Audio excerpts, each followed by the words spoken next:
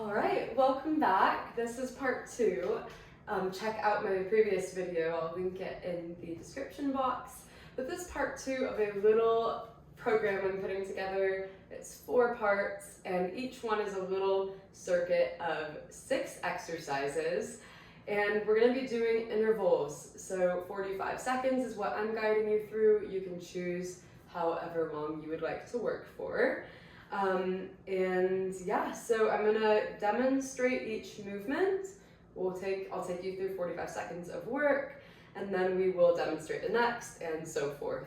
So also, I mentioned in the other video, my voice is kind of raspy and a little weird because I'm recovering from COVID, but I cannot go like a whole week without moving. So I have been doing a lot of like low impact work at the apartment, some walking out, getting some sunshine, and yeah, so join me for this little workout. This is stuff that you could easily just do as a little movement snack throughout a busy day. You don't even have to do 2 rounds. I'm going to demonstrate just 1 round, but you should, if you have time, complete a 2nd round. You're always welcome to do a 3rd or a 4th round if you so fancy. So the first one is a wall squat. I'm going to find a little sliver of wall here. And maybe you've done this in a physical education class in school. You want to make sure that the back of your head, the rib cage, and the back of your pelvis, the sacrum, are gently pressed against that wall. Your abs are drawn in. You have a little tiny space, for most people anyways, between your low back and the wall, so you don't have to tuck your tailbone under. You want to keep that nice neutral alignment. So that means you have that little space under the back of your neck and a tiny space between the low back and the wall.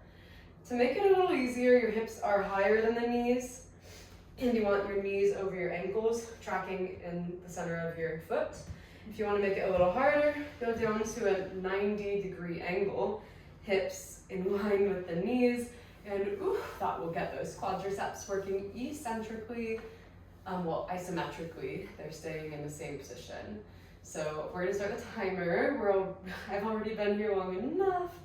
So I'm gonna see if I can do it 45 seconds. If you need to though, come up, take a little breather, and slide back down. That's how you can modify that as well. You can do any amount of like shoulder mobility if you wanna make this more of a full body integrated movement, as long as you don't lose the back of the head, rib cage, and pelvis pressing against that wall. You might notice I have one arm, one shoulder that has a fair amount of range of motion, my left, and my right, I cannot tap the wall. I was born with nerve damage, so this really keeps me honest. I can't cheat by arching my back to get the arm to go higher. You could do anything here. You could do like arm circles. We are out of time, goodness gracious. That was a lot of quads. Whew, shake it off. Next, we're doing a reverse lunge to a high knee on each side. So first round will be one leg, then the other. So stand at the top of your mat, hip width apart. I'll demonstrate once. I'm going to maintain that hip width apart. As I step back, I descend into my lunge. Try not to go all the way to the ground, just to a little bit above. You can make it easier by just going pretty shallow. Otherwise, challenge yourself. Go to that little hover. Find your high knee, press the right hand into the inside of the left knee. So it's like a little press. Hand presses into leg, and then the knee presses into the hand. So it looks like this if I get closer here. The knee is up, hand into knee, knee into hand. Other arm just goes back. Palm facing forward. That's called a diagonal press. Now we're going to do that 45 seconds, repeating on the same leg. Here we go. So it's a little dynamic balance challenge. Adding that high knee. Lunges in general are balance work. I like to inhale back, exhale, find my diagonal press, high knee.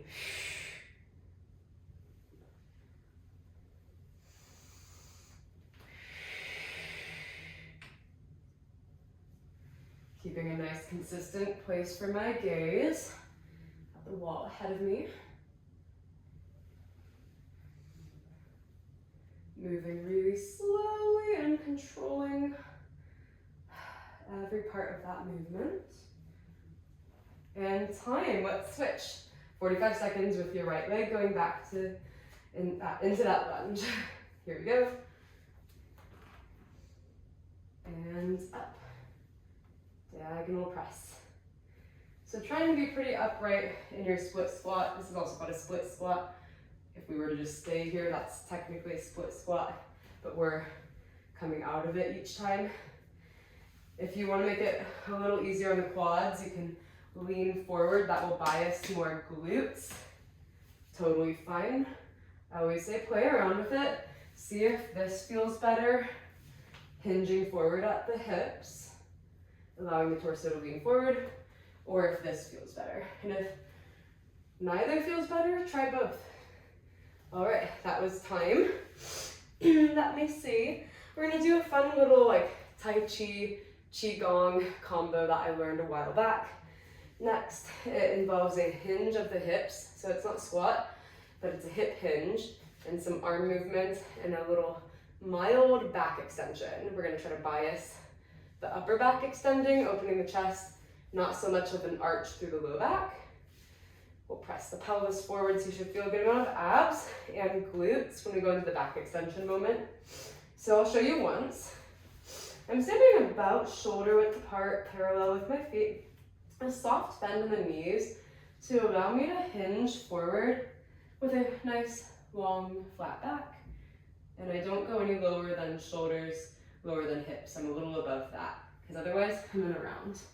From here, I'm gonna sweep the arms up. That takes me up, legs straighten. And I'm gonna reach the arms up, palms facing each other. Press the hips forward. Pull the abs in and go into a little upper back extension. I sweep the arms down and I repeat.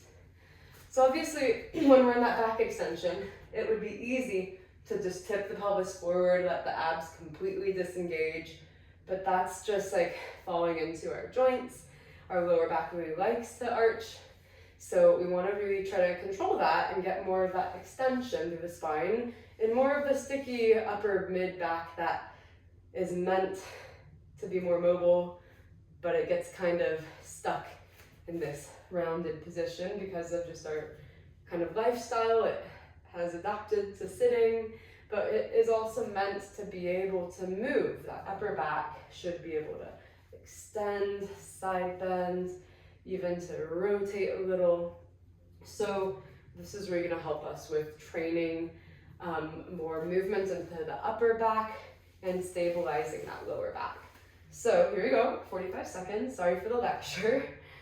Shoulder width apart, soft bend in the knees, hinge at the hips. Your booty goes back, torso leans forward, but no lower than shoulders beneath the hips. Float the arms up, all the way up, press the hips forward, abs draw in as you open your chest, looking up slightly. Sweep the arms down and repeat.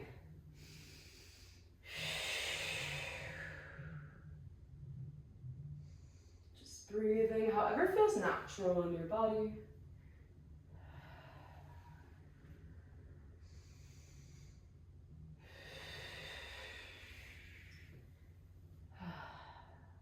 Make sure you're not falling back to the heels here. You still have the balls of the feet and the heels planted the whole time. Let's finish this last one. Big breath in. Sweep those arms down. Alrighty, let's see. We're gonna do two more things. This next one is building upon that hip hinge concept. We're gonna do the same hip hinge, but with a single leg shift and lift. So we're gonna be working a little bit more through the back of your glutes and your upper hamstrings. You'll feel this area, your upper hamstrings, lighting up and engaging to bring you up to standing. So I'm gonna be more hip width apart now, parallel. I'm gonna show you kind of from an angle here. So I do wanna keep that soft bend in the knees. Also, the more tight your hamstrings are, the more bend you're gonna need in the knees. But it's not a squat again. So I'm gonna hinge at the hips. If it were more of a squat, the knees would track forward more and my torso wouldn't be so far forward. So it is a hip hinge, a little different. The pelvis tips forward. You're like re-spreading your butt cheeks, your sits bones, the base of your pelvis. Those bones are widening. Keep that little bend in the knees and then up. So that's a basic hip hinge here. But what we're gonna do is alternating sides. You're gonna go down with both feet on the ground into your hinge. Shift your weight over just the right foot. Lift your left heel, lift the full left foot, and stand up. So it's a hinge, shift, and lift. Replace your foot down. You go back down with both feet planted. Shift your weight onto the left foot. Release the right foot from the ground. Find your stability. Make sure your knee's not dancing around, at least too much.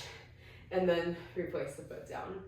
Might take a little bit for your nervous system to kind of get used to this new stimuli that you're giving it, because maybe most likely you haven't done this before. So you might have some little wiggle wobbles at first, but it will start to get smoothed out as you do this motion. So we are going to start. If that feels too difficult today, just skip the shift and lift and do your hip hinges. So we're here, hinge up the hips, nice long spine. Abs are definitely engaged with this flat back. Shift, lift, standing on that one foot. Set the foot down, hip width apart again. Hinge, shift, ooh, lift, set down.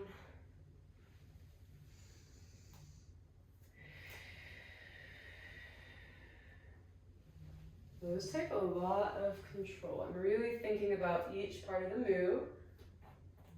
Not done really speedily. And our timer just went off. Lovely job. Have patience with yourself with that one. It's a bit of a challenge. The last one we're doing here, and then you guys will do a second round, is a lateral lunge with high knees to change sides. So I'm gonna stand in the middle of my mat. I'll show you one to each side. I'm gonna be parallel. And I'm gonna go into this lunge. And you could be more upright. That's gonna be a little easier if you would like. I'm going to go into just like I'm doing a squat. Like my butt goes back. Kind of like that hip hinge, honestly. I'm gonna tap left hand to right ankle, come up, high knee, twice, and then other side. I'll show you from the side angle as well. So if I were to stay completely upright, it would be like this, and like this. But if I were to allow myself to go into more of that hinge, to really load the legs, glutes, everything more effectively, I'm gonna go to the side, bend at the hips. I'm flexing at my hips, and I'm tapping left hand to right ankle to make things a little more interesting. Come up to high knees and switch sides, leaning forward, keeping that nice flat back. All right, we're gonna try that. That's our last exercise here. Starting in the middle of your mat or your floor space, and we start here. 3, 2, 1.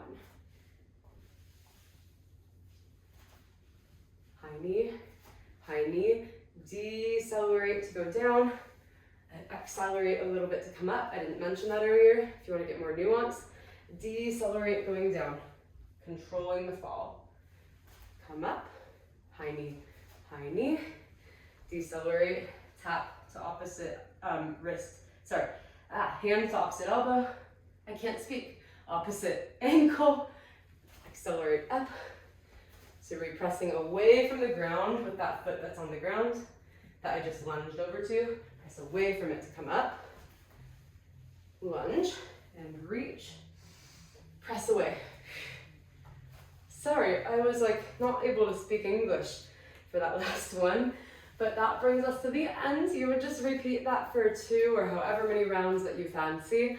And yeah, that's pretty much it. Let me know if you have any questions, if you want clarification on any of that. I am super happy to elucidate those exercises more. I'm sure that I could have cued it better, but I'm gonna blame the COVID brain fog.